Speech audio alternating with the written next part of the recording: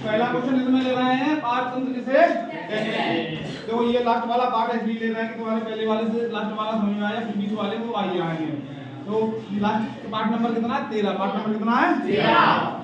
अब इसमें हमारा जो है कि दिया गया है, जो हमारा जो भी हमें दिखाई दे रहा है ये किसके आता है? पूरा परतंत्र के अंदर आता है। किसके अंदर आता है?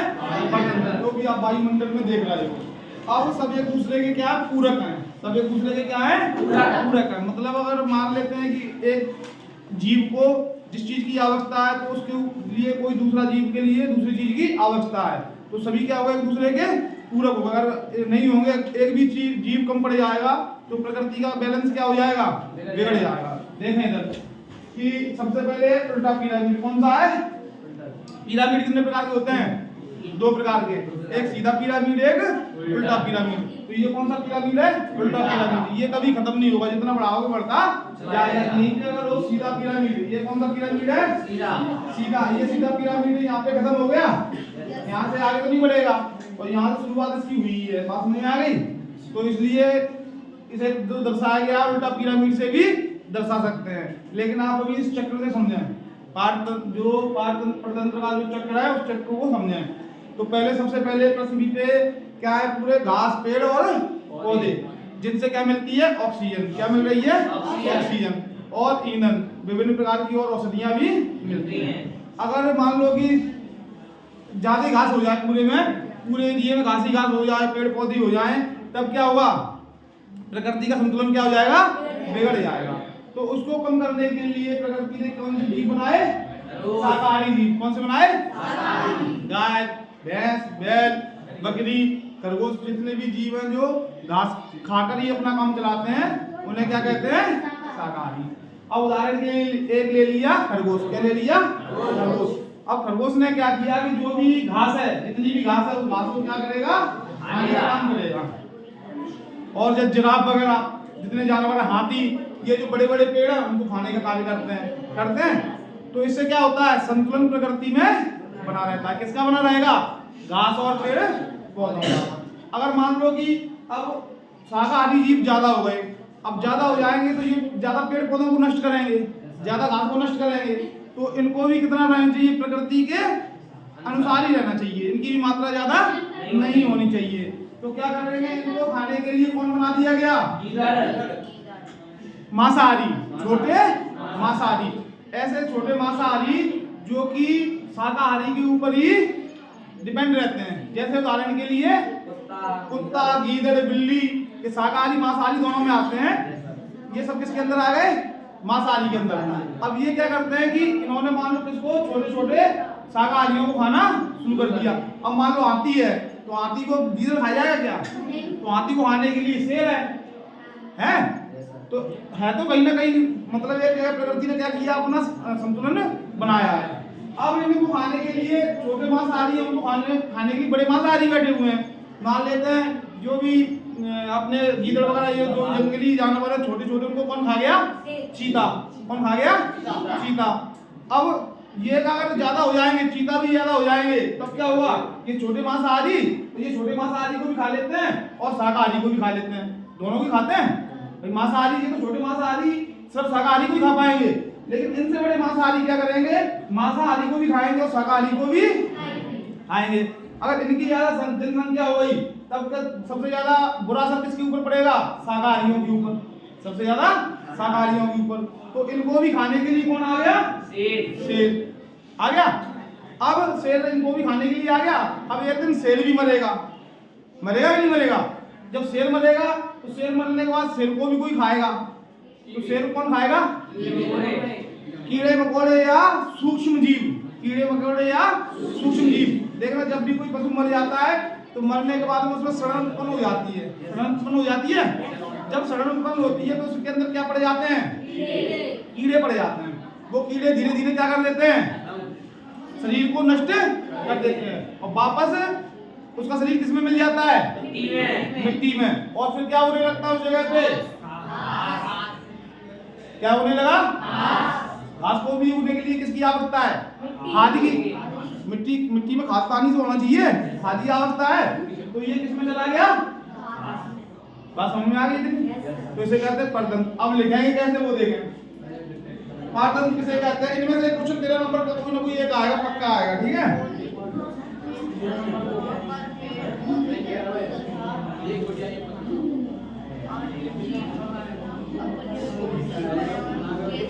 बताओ।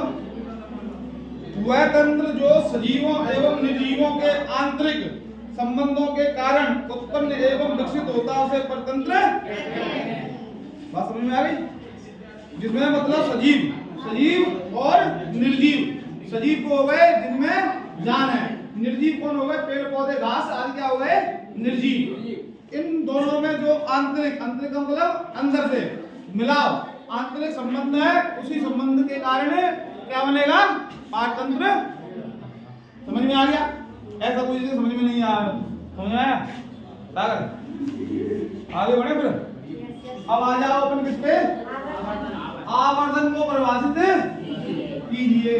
बताओ इसमें कोई भी बताओ, आवर्धन होता क्या है? क्या है आवर्धन? है? आवर्धन को परिभाषित कीजिए। हाँ अर्जुन चलो बताओ, बताइए।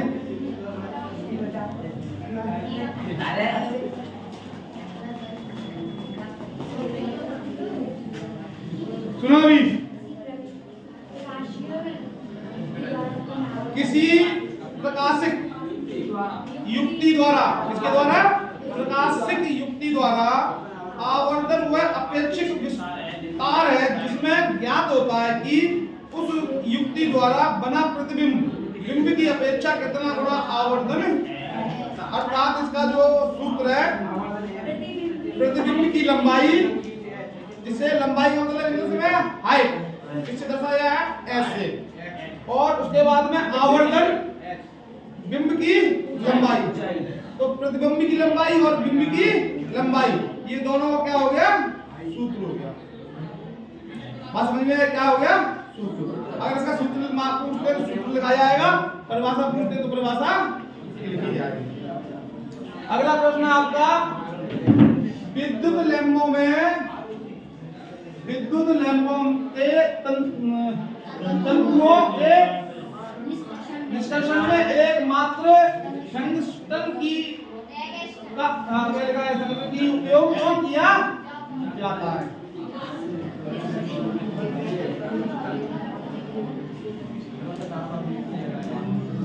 जो बल्बों के तंतु बनाने में बहुत पतले टंगस्टन के तारों का उपयोग होता है, क्योंकि इनका द्रव्यमान अति उच्च होता है। ये गर्म अवस्था में ऑक्सीडेटिव नहीं होते तथा ऊष्मा को रोककर प्रकाश उत्पन्न। अब देखो करते कैसे हैं उसे समझो। यहाँ पे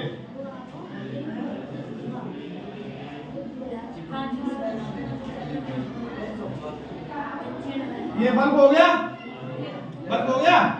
बल्ब में जो एक देखना ऊपर एक धातु का सरा लगा हुआ धातु का सरा, एक धातु का सरा इधर लगा हुआ, तो ये दोनों लगे ये क्या कहलाएंगे? प्लस और माइनस।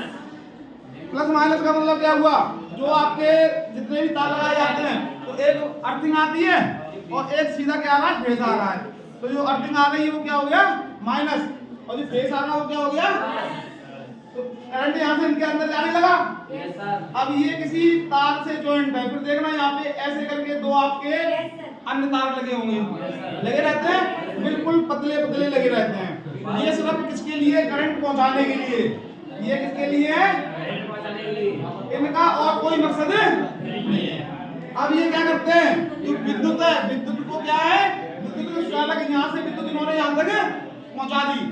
अब देखो आप कि इसके अंदर कोई भी ऑक्सीजन या कोई भी हवा, किसी प्रकार की गैस अंदर नहीं आनी चाहिए। बाहर से क्या नहीं आनी चाहिए? अंदर नहीं आनी चाहिए। अगर अंदर आ गई तो क्या हो जाएगा? बल्ब फ्यूज हो जाएगा, फट जाएगा। उसका जो कांच है बाहर का आवरण है क्या हो जाएगा? फट जाएगा। अब इसके अंदर एक स्प्रिंग डाली जाती है, ऐसे करके स्प्रिंग रहती है। अब हीटर की स्प्रिंग सभी ने देखी है, सेम यही बनावट रहती है, लेकिन इसकी बनावट होती है थोड़ी पतली, बहुत पतली स्प्रिंग होती है, जो आपके पेन में भी होती है। जब पेन को आप ऐसे ऊपर नीचे बटन दबाते हो स्प्रिंग रहती है तो सही पतली है स्प्रिंग। अब क्या होता है कि जब ये प्लस और माइनस दोनों मिलते हैं, अभी तक तो नहीं मिल रहे थे, अब किसके माध्यम से मिल रहे हैं? स्प्रिंग के माध्यम से मिल रहे हैं। जब स्प्रिंग के माध्यम से मिल रहे हैं तो क्या करेगी? स्प्रिंग जलना शुरू करेगी। अब जब जलेगी तो अपना प्रकाश फेंकेगी। अब वो जल रही है, उसका प्रकाश किससे परिवर्तित हो रहा है? बल्ब में कहां से? कांच लगा हुआ है, कांच लगा हुआ है तो प्रकाश किससे टकरा रहा है? कांच से टकरा रहा है, कांच से। और कांच से क्या हो रहा है? उसका रिफ्लेक्शन हो रहा है। कांच से क्या हो रहा है? रिफ्लेक्शन हो रहा है, जो कि इसका जो जितना जलने का वो है, जलने के जितना आप अपना हीटर चलाते हो, हीटर की स्प्रिंग जल रही होती है तो उसका कहीं ज्यादा प्रकाश होता है क्या? वही हीटर के आसपास ही प्रकाश होगा। लेकिन इसमें कांच लगा दिया गया। क्या लगा दिया गया? कांच। और हीटर जब जल रहा होता है तो उसमें ऑक्सीजन, कार्बन डाइऑक्साइड, विभिन्न प्रकार की गैसें उससे संपर्क में आ रही हैं, लेकिन इस स्प्रिंग के संपर्क में कोई भी नहीं आ रहा है। इसलिए कांच क्या करता है? रिफ्लेक्शन ज्यादा। बात समझ में आ गई? सर इसके अंदर कौन सी गैस नहीं, इसके अंदर कोई भी गैस नहीं आएगी। अगर कोई भी गैस के संपर्क में आ गया तब ये क्या हो जाएगा? कांच फट जाएगा। अब देखो सुनो, बल्बों के तंतु बनाने में बहुत पतले कांच का प्रयोग किया जाता है। मतलब बहुत पतला कांच होता है, नाखून से भी ज्यादा पतला होता है। अब पतले कांचों का प्रयोग हो गया। तारों को और पतले ही तारों का उपयोग होता है। पतले किसका होता है? तारों का उपयोग होता है। और इनका गलनांक अति उच्च होता है। मतलब जब ये जलते हैं, गलनांक का मतलब जलना, जब ये जलते हैं तो इनका तापमान क्या होगा? बहुत ज्यादा होता है। ये गर्म अवस्था में ऑक्सीजन नहीं क्या करते? गर्म अवस्था में क्या नहीं करते? ऑक्सीकृत नहीं। ऑक्सीकृत का मतलब क्या हो गया? जब ये होते हैं तो ये गर्म होने के बाद में कोई भी, जैसे मान लो अपनी वायुमंडल ऑक्सीजन है या पानी है या हवा है, उससे उन पे कोई भी फर्क नहीं पड़ता है तथा ऊष्मा को रोककर प्रकाश उत्पन्न। अब ऊष्मा क्या हो गया? वायुमंडल में जो पानी अभी आप देख रहे हो हवा में क्या है? ऊष्मा है। तो उसको क्या कर देते हैं? बाहर रोक देते हैं। कौन रोक रहा है? कांच तो रोक रहा है। रोकने के बाद हम फिर क्या करते हैं? प्रकाश उत्पन्न। अब ये बोल रहा है इसमें कोई गैस नहीं होती। आप गुब्बारा लेते हो, गुब्बारे में हवा भरते हो, जब गुब्बारे को फोड़ते हैं तो गुब्बारा आवाज क्यों करता है? गुब्बारा आवाज क्यों करेगा? आपने देखा वो किसी वाहन का टायर है, टायर में हवा रहती है, जब टायर में हवा रहती है जब फटता है तो आवाज क्यों करता है? पॉलीथीन में आप हवा भर दो, बांध के फेंक दो, जब पॉलीथीन को फोड़ोगे आवाज क्यों करता है? नहीं, गैस नहीं बनती है।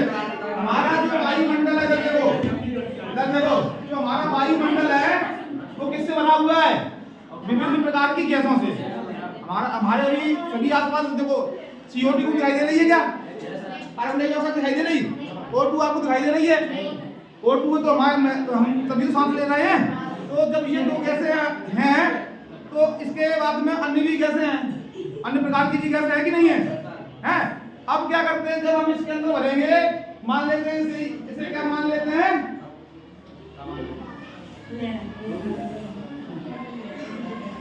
ये क्या हो गया? बलून। क्या हो गया?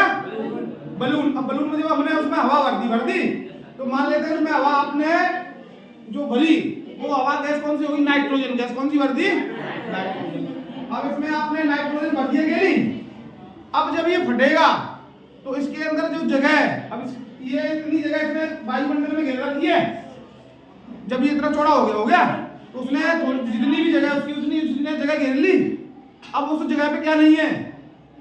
अन्य गैसें नहीं है, ना तो ऑक्सीजन है उसमें, ना कार्बन डाइऑक्साइड है, ना ही विभिन्न प्रकार की गैस उसके अंदर नहीं है उसके अंदर।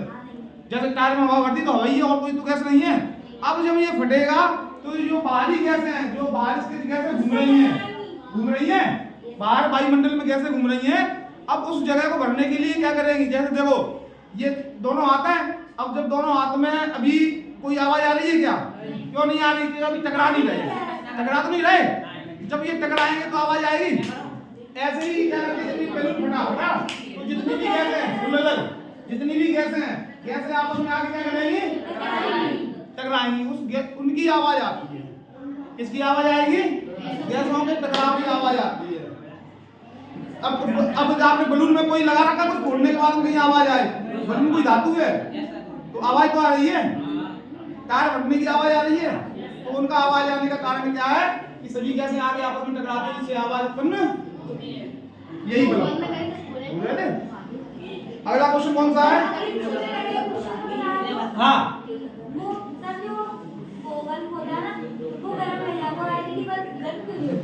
एलईडी बल्ब की कहानी दूसरी है। एलईडी देखो, अब जो इसके बाद में आ गए, सुनो, जो आ गए वो क्या है? एलईडी, एलसीडी, इनकी कहानी हम आपको अलग से बताएंगे, ये अलग से है। टीएफटी,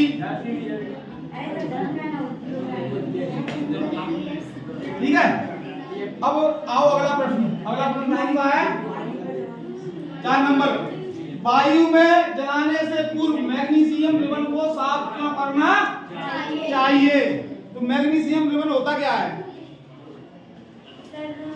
हाँ, वायु में हम जलाने से पहले मैग्नीशियम रिबन को क्यों साफ करते हैं? चलो बता इधर से, क्या नाम है? राखी, बता। राखी बताओ। और कोई बताओ, चलो सुनो, पहले क्वेश्चन सुन लो। जब ये आपका एक तो लिखने का तरीका जो फेयर में लिखा हुआ है वो तरीका, ठीक है। एक तरीका जो मैं आपको बता रहा हूं तो उसको समझ लोगे तो रट्टा नहीं मारना पड़ेगा। क्या नहीं करना पड़ेगा? रट्टा नहीं मारना पड़ेगा। और फेयर से बिना समझे रट्टा मारोगे तो वो बात अलग हो गई। अभी सुने, मैग्नीशियम रिबन को वायु में जलाने से पहले साफ किया जाना चाहिए क्योंकि मैग्नीशियम धातु वायुमंडलीय ऑक्सीजन के साथ प्रतिक्रिया करता है और मैग्नीशियम ऑक्साइड परत बनाता है।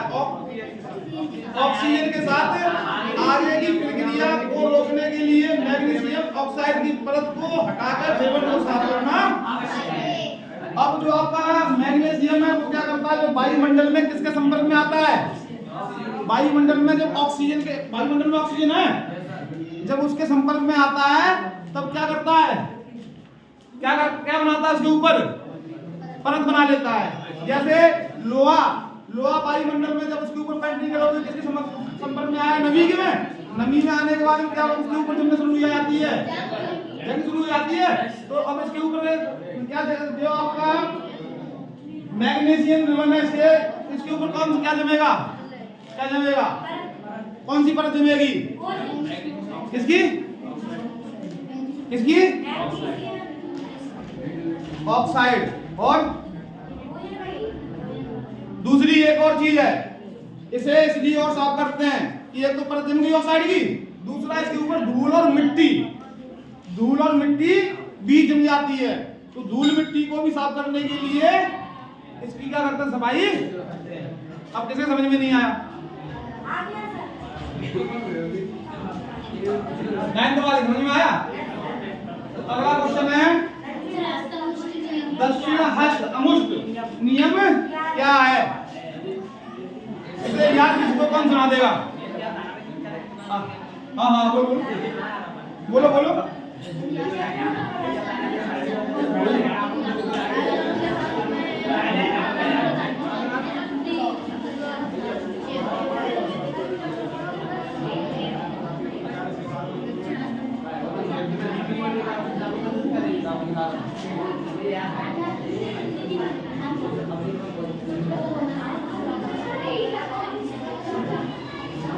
हाँ बताओ लेडी साहब।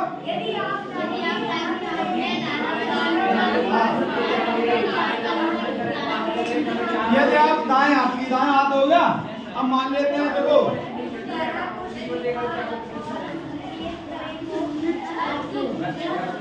ये क्षेत्र कौन सा है? ये क्षेत्र कौन सा है? चुंबकीय क्षेत्र। कौन सा क्षेत्र है? चुंबकीय क्षेत्र। अब जब हम अपने अंगूठे को इस प्रकार से रखें, जो हमारा चुंबकीय क्षेत्र है, तो चुंबकीय क्षेत्र अपनी तरफ क्या करेगा? अपनी तरफ खींचेगा। जब अपने तरफ खींचेगा तो हम बात किसी कर रहे हैं? अंगूठे की। तो विद्युत कहने का मतलब क्या इसमें उत्पन्न हो रही है? विद्युत तरंगें क्या उत्पन्न हो रही हैं? तरंगें। तो विद्युत अपने तरफ खींचेगी। इसी नियम को दक्षिण हस्तमुष्ट नियम कहते हैं। यदि लिखेंगे, यदि आप दाहिने हाथ में धारावाही का मतलब जिस साइड में तरंगें बह रही हैं, सीधे चालक को इस प्रकार पकड़ते हैं कि आपका अंगूठा विद्युत धारा की ओर संकेत करे। आपका अंगूठा किसकी ओर संकेत करे? जिस तरफ से विद्युत धारा बह रही है उधर की ओर संकेत करता है। तो आपकी अंगुलियां चालक के चारों ओर उत्पन्न उत्पन्न चुंबकीय क्षेत्र में चुंबकीय बल रेखाओं की दिशा को प्रदर्शित करें। इसका एक वो भी देखा हुआ फोटो आपने, ऐसे करके रखा हुआ है, ऐसा उल्टा करके ऐसे है, और उसमें एक ऊपर के नहीं दो है, एक ऐसे करके टेढ़ा करके है, दोनों करके। हाँ, उसमें अपने यहाँ पे लिखा हुआ है, सब में लिख रखा है, तो उसे इमेज को देख के बताना।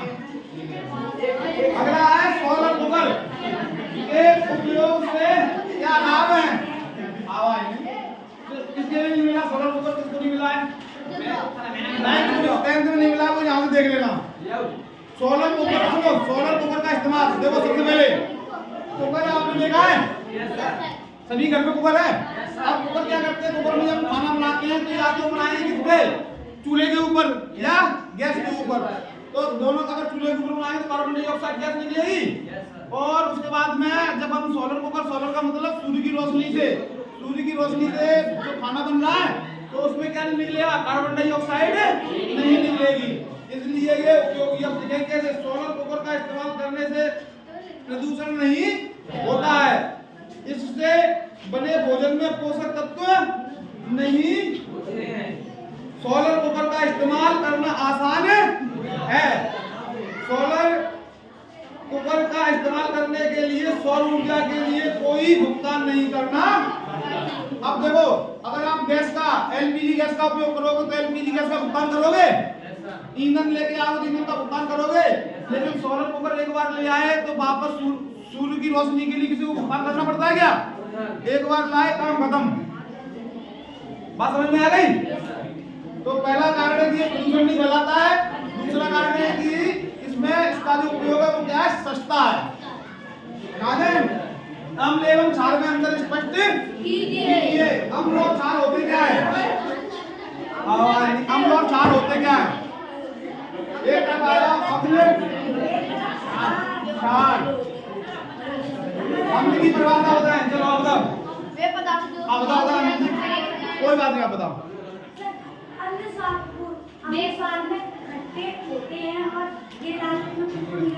अम्ल स्वाद में खट्टे और